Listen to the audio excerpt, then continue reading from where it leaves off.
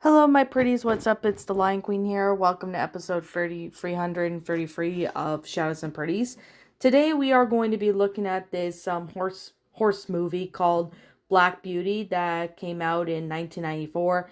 I know there is a few other Black Beauty movies, but I'm going to be talking about this one from 1994 because I grew up with this movie. It has been years since I've seen it as a kid, but I did hear there's a new Black Beauty movie, which I've not seen yet, but I'll be talking about this one, the one from 1994, which is the one I grew up with. It is a really awesome movie. I personally really like this movie a whole lot. It's a really good film. I mean, if you guys remember watching this film back when you were a kid, you probably remember it. I mean, I personally remember watching this movie. This one is based on the Anna Sewell novel that inspired this adaptation. So, I'm going to go on talking about what the plot of the movie is about, in case for those who have not seen the movie in like a really long time would want a refresher, and for those who have not seen the movie. Pretty much in this movie, Black Beauty narrates his own story. He basically, is born on a farm in the English countryside during the 19th century, remained by his mother's side until he was sent to Birtwick Park to serve Squire Gordon and his family.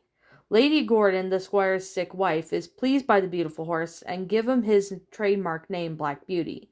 Beauty is smitten within the squire's cynical chestnut mare, Ginger, who rebuffs in his attempts to be friendly.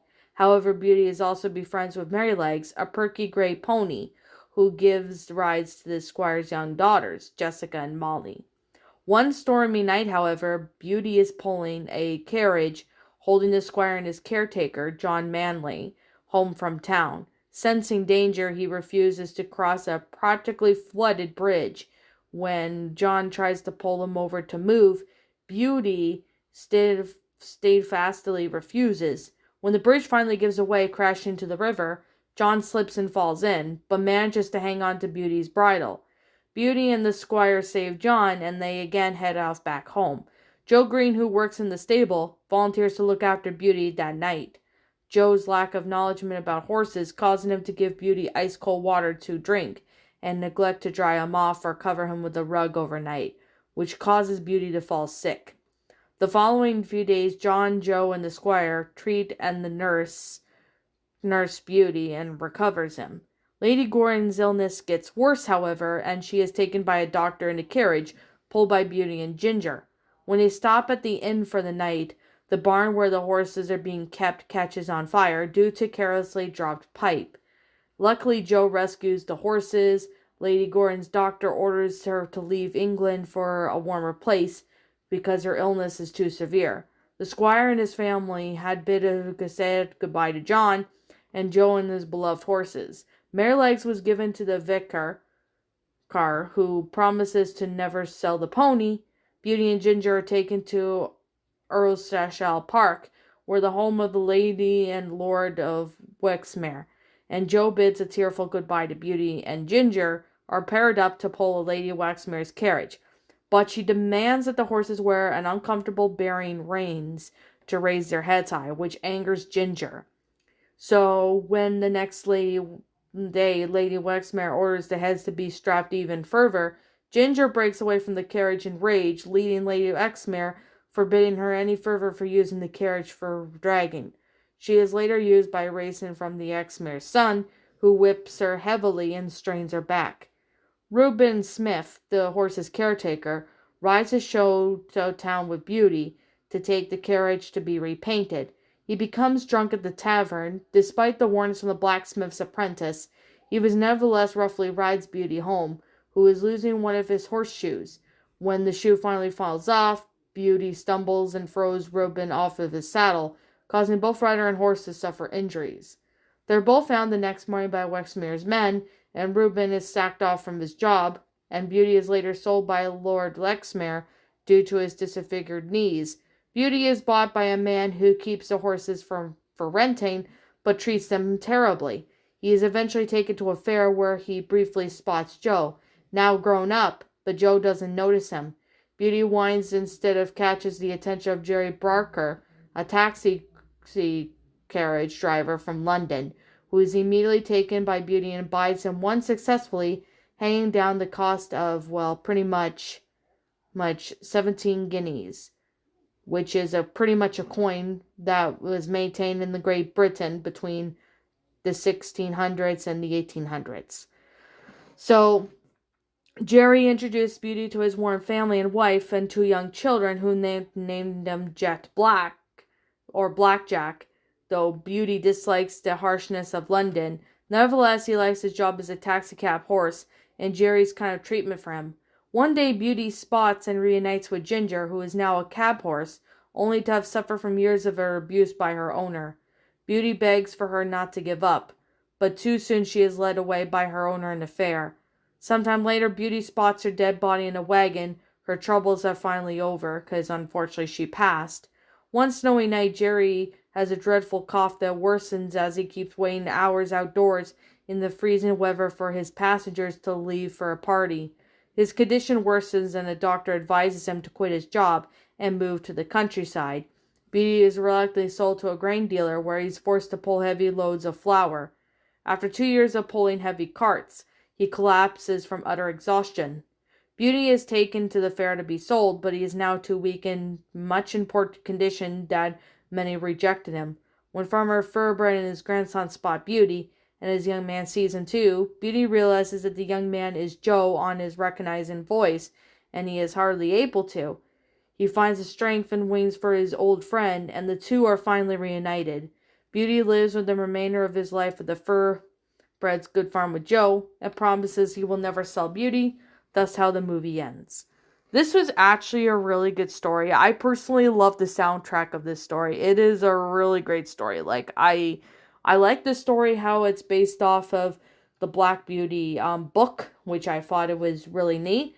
I do know that there was some differences compared to the book, which I've not seen, but I personally thought it was really well made in detail. It was really good. I mean, I personally really thought it was a really good movie. So, of course, there is, different versions of the film, and pretty much is pretty much the same thing, if that makes total sense. It's pretty much, the same plot line and stuff.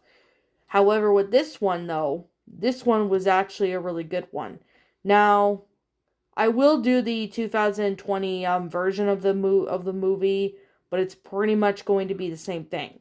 Of course, there are different versions of Black Beauty that came out over the years, but there's also a TV series called The Adventures of Black Beauty and The Adventures of, the New Adventures of Black Beauty. So there's a few, TV shows. I mean, the concept of it is really well done. I personally really liked it. Even though this movie did poorly at the box office, I still thought it was a really good movie. Like, I like the soundtrack of the film. I like the fact that Doc's Keepin' Time horse was in this movie. Unfortunately, he passed in 2013, but it was still a pretty good movie. I personally really enjoyed this movie. This movie was really well made in detail. I like the concept. It's just a really well made. I personally really thought it was enjoyable. I mean, I have not seen this movie, Black Beauty, in a while, but it was a really great movie, and I really do recommend anybody who's a horse fan to, go check out this film. I mean, to anybody who's not seen this movie, you will not be disappointed. If you're a horse lover like myself, you definitely really need to see this movie. It is really well made in detail. It's really amazing. The actors did a great job in that. Even though this film from 1994 is like 30 years old now, I still really enjoy this film. It's really great. It's got a great concept. I love, every aspect of it, It's a really good horse movie. I mean, if you're a horse lover like myself, you definitely would really enjoy this film. This film is honestly really good. I mean, it's a little depressing at some parts of the movie. It's a little depressing, But I personally still thought it was a good movie regardless. Regardless of the depressing parts, this was actually still a pretty good film. I personally liked it. You definitely will really enjoy this film if you've not seen it. And I definitely recommend you guys check this movie out if you haven't. So, that's pretty much all I have to really say, but I'll check out the 2020 Black Beauty movie when I get the chance. I know it's made by Disney, but still. So, as always, like I'm always going to say, this is just simply my own personal opinion, and if you disagree with me, that's perfectly fine too. We're all entitled to our own opinions in regards to these movies. This is just simply my own personal thoughts. Now, like I'm always going to say, if I'm missing something that I did not talk about in this movie, please let me know what it is in the comments below. And as always, like I'm always going to say, what did you guys personally think of this movie? Did you enjoy it? Did you not? Also, what would you have done personally to help make this movie a lot better? Feel free to let me know what your thoughts are down in the comments below. I'm the Lion Queen. Thank you so much for watching today's video. And if you enjoyed this video, be sure to leave a like, comment, and subscribe if you're new. Ring the bell for notifications to when I upload, so that way you guys will not miss an upload. As always, if you want to follow me on Twitter, link to my Twitter account will be in the About page section, so you guys can go follow me on Twitter. Also, if you're interested in following me on DeviantArt, link to my DeviantArt will be in the About page section, so you guys can go follow me on there. Also, if you're interested in subscribing to my backup channel known as Miss Dark Shigo, link to that will also be in the About page section, so you guys can go check out and support my backup channel.